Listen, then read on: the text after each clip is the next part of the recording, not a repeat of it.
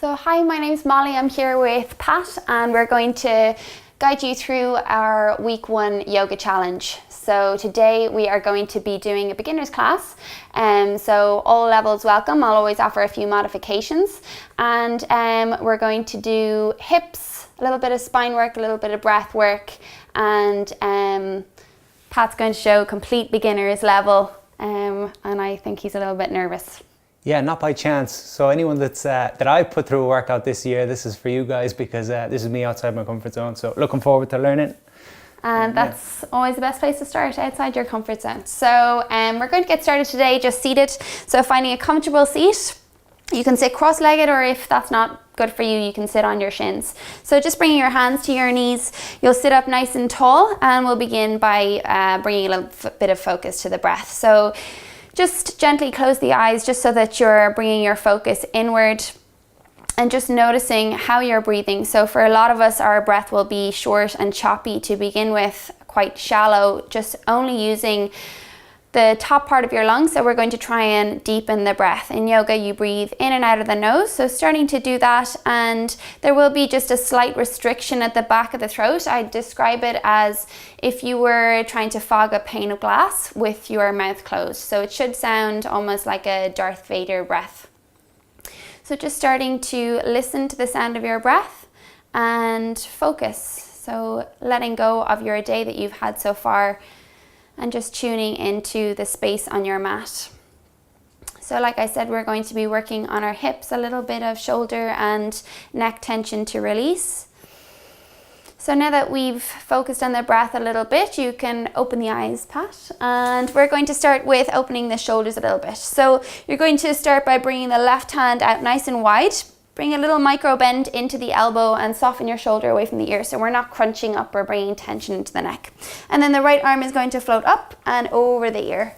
So finding a side body stretch, try to roll the right shoulder in line with your ear and maybe lift the gaze underneath the armpit. The palm of the hand will face down, and like I said, 2 micro bends in your elbows. And just being aware of your right hip. So you want to stay rooted down through the hip and find that stretch in the side body. You should feel it in the neck as well. And from here, you're going to bring the right hand behind the head like a little pillow, and then lean back into the elbow. So try to open the heart as much as you can. And Pat, lift your gaze up towards the ceiling. So you should be feeling this in the neck. Now, as soon as you start to feel tension, don't press it away or resist it. Try to breathe into it.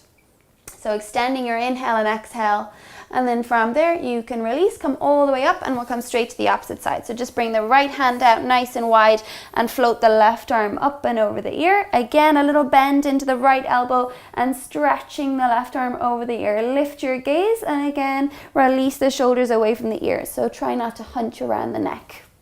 Think of softness, and then from there, bring the hand behind the head, lean back into the elbow.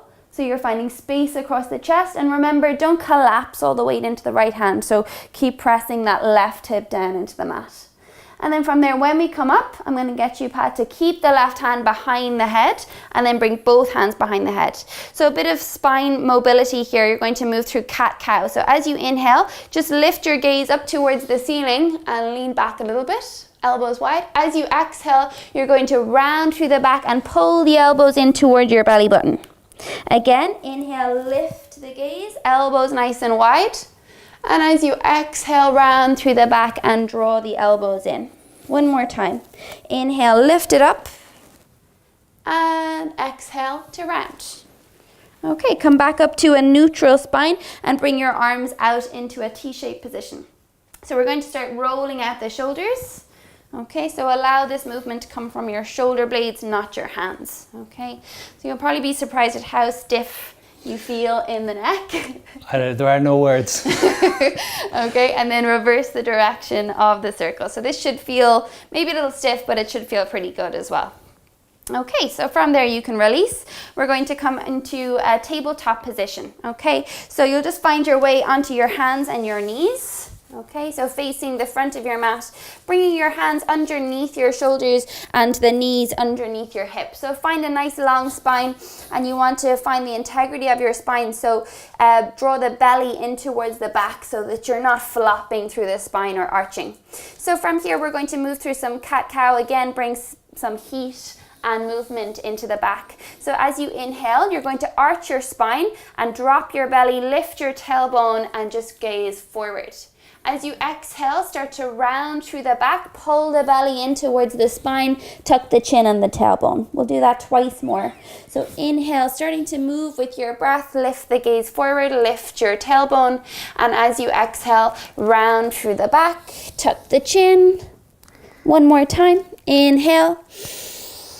Is it always through the nose and out through the nose? Yes. Yeah. Exhale to round.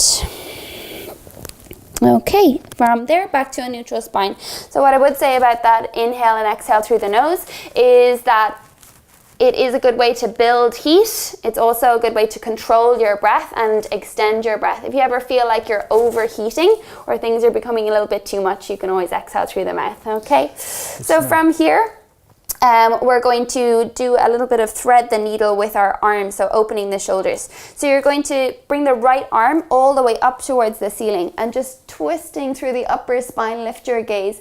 Inhale deeply, and as you exhale, thread the right arm underneath your torso. Bring the back of the right shoulder to the mat and allow that right arm just to soften all the way down, okay? Now you can stay where you are like that, or if you are more advanced, you can bring the left arm behind the back and try to hook it towards the right thigh. So a really nice shoulder opener and a twist for the upper spine. Okay, and then from there you can release. I'm going to bring the left hand down. We'll float the right arm out and up once more. So lift it all the way up and then release. So we'll do that on the opposite side. You'll inhale, float the left arm up. Look up and exhale, thread the arm underneath the torso. So slide the hand away from you, bring the back of the shoulder to the mat. And again, you can stay here like Pat, or you can bring the right arm behind the back and hook it towards the thigh. So feeling that right shoulder really pull back. And then we'll release. Bring the hand to the mat, float the left arm all the way back up. Inhale at the top and exhale, release. Okay, so we're going to come to our downward facing dog, okay? Yeah, our favorite, everyone's favorite. For a lot of people, I was talking to my sister about this the other day. She's been doing yoga for a few years and she says she still struggles with her down dog. So don't be disheartened if you feel like you've been doing this for a while and your down dog is still hard. It might take years to get there, but a little bit of practice every day, okay? So from your down dog, I'm going to say two things. First thing is a lot of people tend to think that your legs have to be straight in your downward dog. Okay. So this is what a lot of people think, and their down dog looks like this, okay? Because they're focusing on straightening the legs and they don't have the openness in the legs to straighten up the back. So what I want you to do is bend the knees, okay? It's not important to get the heel to the mat or have the legs straight. Okay. More important to have your spine really long. So a straight back. So from your tabletop, you just walk the fingers just a few inches in front of the shoulders, and really important that your fingers are spread wide and that when you lift up, your knuckles are not lifting away from the mat. So you want to press down through all of your knuckles and all of your finger pads. Okay. You internally rotate your upper arms, so feel your triceps wrap inwards towards each other. Okay, so from here, you're going to tuck your toes, press into your hands, and lift your hips up and back. So like I said, see how this feels for you. Try to lift your hips up a little bit higher. That's not going to happen today. Okay, keep your knees bent. I'm going to adjust a little bit, so keep your hands where they are, and I'm just going to pull you back a little bit. Okay, so really feel the length come from the spine. Maybe release the neck a little bit. So nod the head, yes and no, really letting go. Yeah, so soften through the back of the neck. Really nice. So from here, a good way to measure out, getting a little bit tired, a good way to measure out. I've never been so quiet in my life. the distance between the hands and the feet. So a lot of people don't know how far away their feet and their hands should be. So a good way to measure that is coming forward into a plank position. Okay. So we're going to do that. So we'll start in a plank, and your shoulders should be just in front of your wrists. So starting here, tuck your tailbone, inhale, and as you exhale, start to soften your knees and press it back into your down dog. So that's about the distance between hands and feet. Okay, so from here, we're going to roll it forward again into your plank position, and we're going to lower all the way to the belly. So feel free to drop the knees as you lower, or you can lower with knees lifted like Pat. Hug elbows to ribs, come all the way down. Okay, so from here we're going to come into a cobra. Your feet want to be hip width, the tops of the feet are on the mat, and as you engage your thighs, your kneecaps will lift away from the mat. So feel your kneecaps lift. We're not just relaxing the legs, okay? So from there, hug your elbows in toward your ribs, and just inhale to lift your heart away from the mat. Keep the length in the back of the spine. And exhale, release. We'll do that twice more. So inhale, lift the chest, shoulders away from ears. Exhale, release. One more time. Inhale, lift. Use the muscles of the back, press down through the tops of feet and release. Okay, from here, back to your downward facing dog. Press into your hands, tuck your toes and lift it up and back. Okay, so a little bit of heat building. You're going to step the right foot to the outside of the right hand. Okay, so bringing the foot all the way forward. Now for some of us, this might be too much. You can always drop the left knee if this is too much for you. Otherwise, you want to really activate through the left thigh. From here, float the right arm all the way up, coming into an easy twist. See, when you lifted the right arm, did your right hip lift with it? You want to stay lunging low through the right hip. One more inhale to stretch up, and as you exhale, release the right hand back down. We're going to come into our favorite squat position. So you're going to step the left foot to the outside of the left hand. Okay, sit down nice and low, hands to prayer. Breathe here for 3, 2, 1. Hands back to the mat. Step the left foot all the way back. Step the right foot all the way back. Downward facing dog.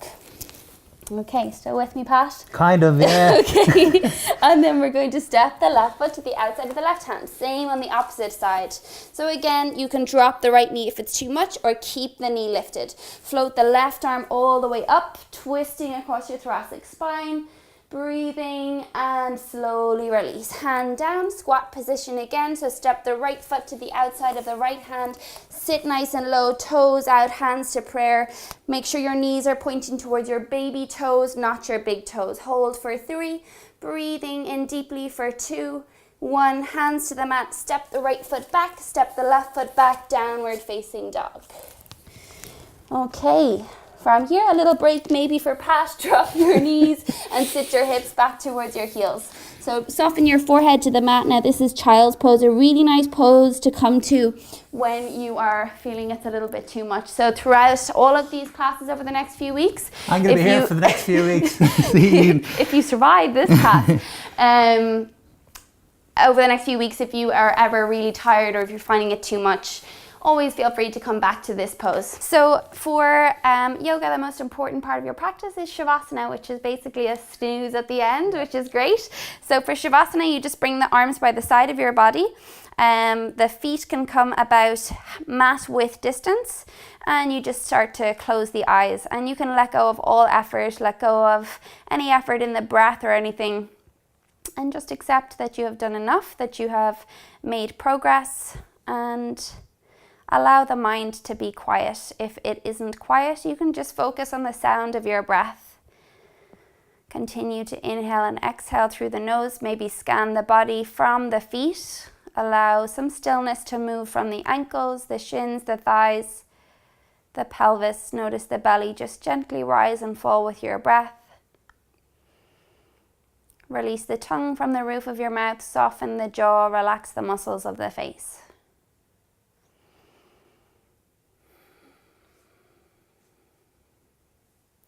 Okay, and if you would like to stay in Shavasana for longer, you can always stay here for as long as you like, as long as you need. We're going to come out of it. So you're going to bring the knees all the way in towards your chest, and then roll over onto the left side of your torso into a fetal position. And again, you can pause here for a few minutes if you want. And from there, you'll slowly come all the way up to seated. Okay, so finishing your practice, finding a comfortable seated cross-legged position. Sit up nice and tall, hands to your knees. And we'll just come back to our breath. So closing the eyes and just feeling the effects of your practice on your body, on your mind. And thank yourself for coming to your mat today. Okay, and then bringing your hands to prayer at the heart, and namaste.